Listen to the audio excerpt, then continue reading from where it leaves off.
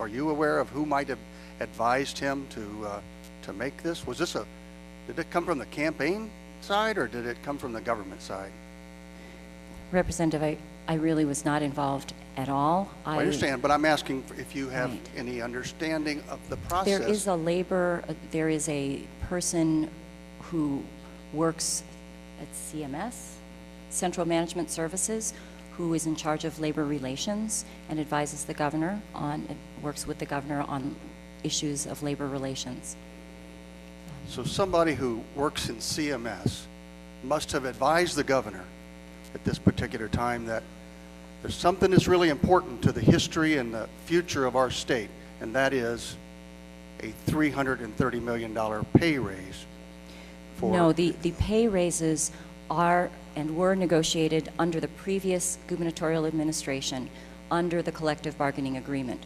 The new memorandum of understanding that Governor Quinn signed with AFSCME very recently was exclusively pertaining to layoffs or the lack of layoffs and facilities closures between that point and the end of June 30th, 2012. So that new agreement that the new governor signed had only to do with layoffs and closures through the end of fiscal year 12. So Governor Quinn takes no responsibility for these pay raises? So the collective bargaining agreement does govern pay increases. Under whose administration? Well, that particular agreement was signed, however, it still applies under the current administration. So this is Rod Blagojevich's fault? Well, it's a contract Is that it was anybody's signed. fault in any administration? That's a serious question. It was signed under the previous, under the Blagojevich administration. It is still in effect and will be negotiated beginning in around December for the end of 2012. I guess maybe I've been here too long because I just don't understand the process. That it's just mind-boggling. Let me move on. Sir, is your finance director, is that what you do? No, right here. What's your job? He's our director of the Division of Rehabilitation Services. And I guess my short-term memory's failing me too. Did you say that you had no choice in response to Representative Watson's question about closing facilities? You had no choice because the legislature told you you had to cut 6.5%? You had to have it go through that exercise?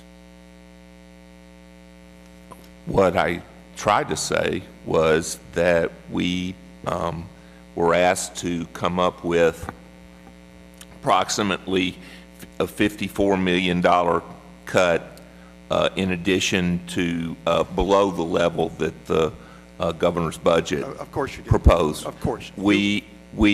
That budget, our budget, the Division Rehab Services budget, has two primary general revenue cost centers, one being the $600 million home services program, the other one being the 3 schools that we've talked about, the one in Chicago, the 2 in Jacksonville. If you're going to ask us to reduce the general revenue appropriation by 6.5%, we have 2 places that we can look, the line including the schools and the home services program. We chose to take a combination of those 2 and propose raising the DON score, therefore kicking 6,400 people out of the home services program, and at the same time closing the 2 schools in Jacksonville. If you're wanting us to reduce the general revenue budget 6.5% from where the governor proposed it, those are the kind of choices we're going to be making. You must take me for a damn fool. I hate to use that language, but you know what? I'm a former director of an agency, albeit a very small agency in the Edgar administration. And I can tell you that we went through the same exercises. And we looked at our goals and our mission statement, Director. And if I look at your mission statement, I understand that it says we will take care of the least able of us. And for anyone to sit on this panel and suggest that closing those facilities is meeting your mission statement, I stand in total objection to that. That is not what you're supposed to do. And sir, for you to say that, well, you know what, you made me do it, that's baloney. I'm telling you to go back and look closer. Look at everything you can do. And you know what? If it means that you've got to make cuts in other places, we'll understand that. But yeah, I don't know who is more vulnerable in Illinois. Tell me who they are. Bring in your ASME employees and have them stand before us and tell us that they are more vulnerable than the people at these facilities. I feel a hot passion on this issue because every time I speak of my own family.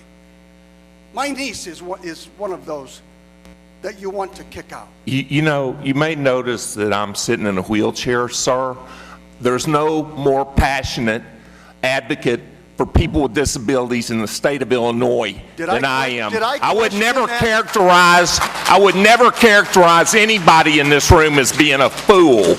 But I can tell you that nobody feels more passionately about the very programs that we have to cut than me. But if you're going to ask us to do a 6.5% decrease, then sometimes we got to cut to the bone. That's what we did this year, sir.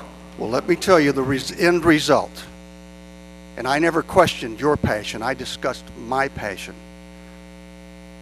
And the end result was that everyone in this room will still, well, not everyone in this room, because I believe there are some students here. They will, but everybody at this panel will be just fine. All of us will be fine.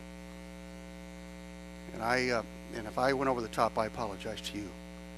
But I will tell you, those students will not be fine.